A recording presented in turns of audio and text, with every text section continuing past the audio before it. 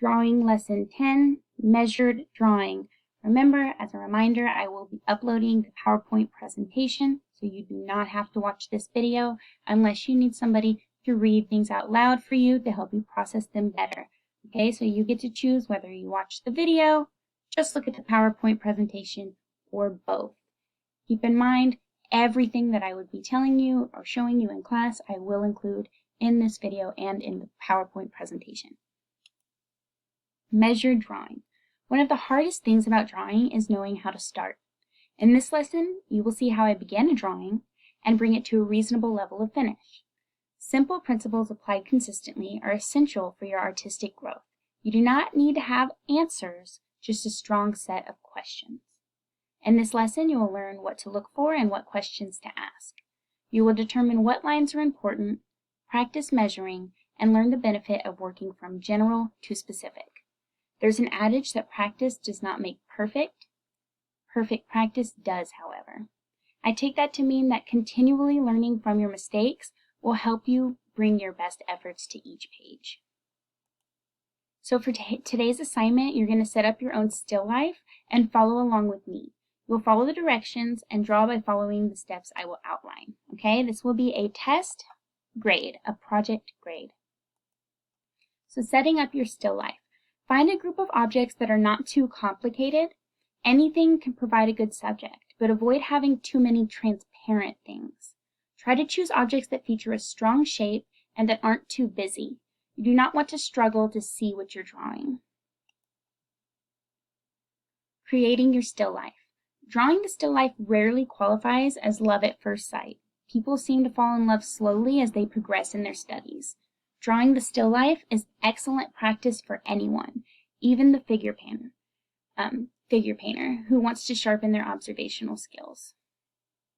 It takes time and practice to coordinate the eye and hand. Furthermore, drawing still life objects will help you learn to measure, use a plumb line, and sight angles, and then apply these skills as you see fit.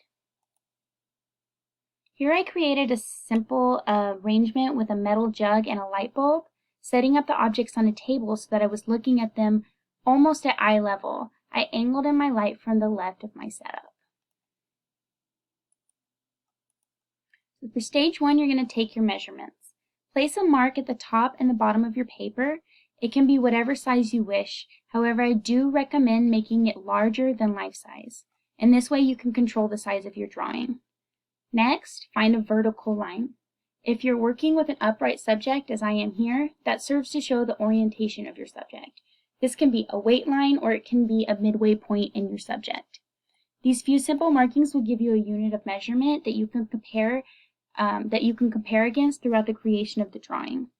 I chose to run the vertical line through the jug because it was the largest, most dominant visual element in my still life setup. So place the top and bottom markers to lock in the height of the tallest element along with a vertical plumb line to provide its center line like this. Stage 2, establishing dominant angles. Lightly place a few key angle directions to define some dominant lines. This process is deceptively simple. It is easy to understand, yet doing it well requires careful consideration.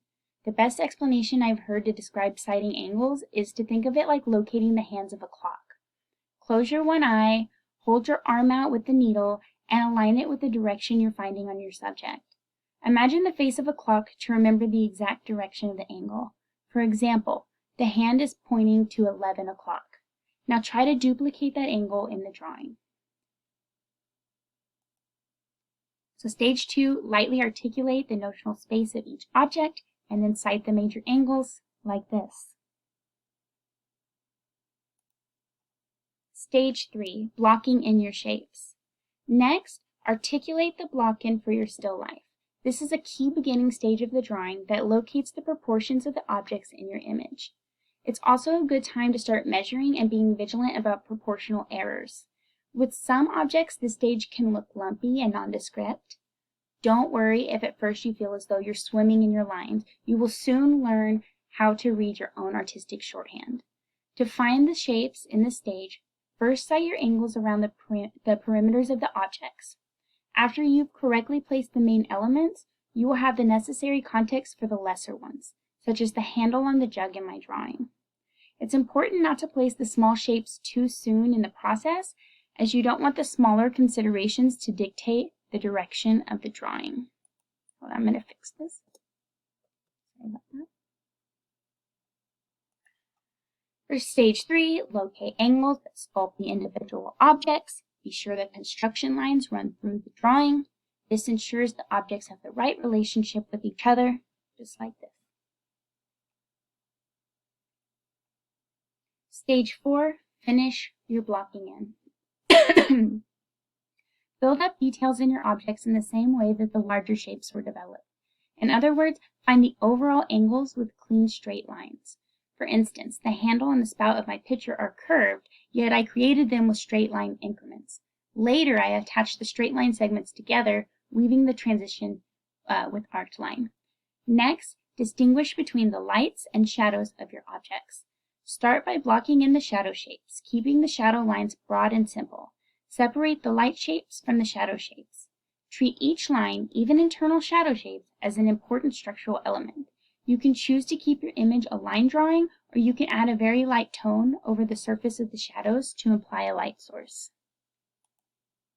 So for stage 4, this is your final stage.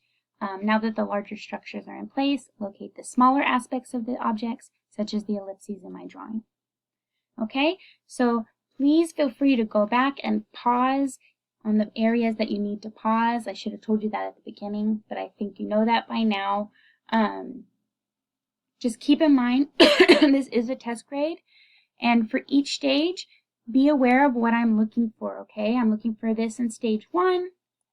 This is what I'm looking for in stage 2, stage 3, and stage 4. So all of these things are still present in the final drawing. I want to be able to see all of that, okay, guys? Have fun!